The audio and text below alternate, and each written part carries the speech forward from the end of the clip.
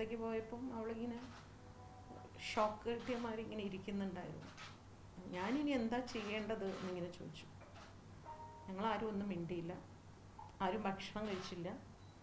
എല്ലാവരും വൈകുന്നേരം വരെ അങ്ങനെ സൈലൻ്റായിട്ട് തന്നെ ഇരുന്നു. അത് മാത്രമേ ഉണ്ടായുള്ളൂ. അപ്പീൽ പോകുന്നതിനെ കുറിച്ചൊന്നും സംസാരിക്കാൻ പറ്റുന്ന ഒരു മാനസികാവസ്ഥയിലല്ലായിരുന്നു. അതല്ലായിരുന്നു അവിടെ സംസാരിക്കേണ്ടത്. അവളെ ഒന്ന് ആ സമയത്തൊന്ന് കൺസോൾ ചെയ്യാമെന്ന് മാത്രമേ ചിന്തിച്ചുള്ളൂ.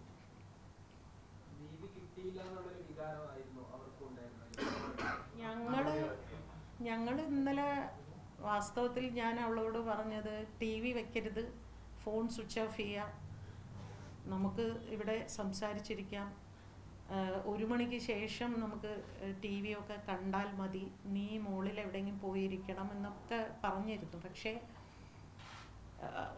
അവളിങ്ങനെ വല്ലാത്ത റെസ്റ്റ്ലെസ് ആയിരുന്നു, ഭക്ഷണം കഴിക്കാതെയും ഉറങ്ങാതെയൊക്കെ ഇങ്ങനെ. അപ്പോൾ അവൾ മുകളിലുള്ള മുറിയിൽ തന്നെയായിരുന്നു, അവൾ ടി വി കാണാനൊന്നും വന്നില്ല. ഞാനും അവളുടെ കുറച്ച് വളരെ അടുത്ത സുഹൃത്തുക്കൾ, ശില്പ, മൃദുല എന്നൊക്കെ പറയുന്ന കുട്ടികൾ, പിന്നെ അവളുടെ ബ്രദേഴ്സ് 2 പേരും ഉണ്ടായിരുന്നു, അമ്മയും. ഞങ്ങൾ മാത്രം ടി വിയുടെ മുമ്പിലിരുന്ന് കണ്ടുകൊണ്ടിരുന്നു.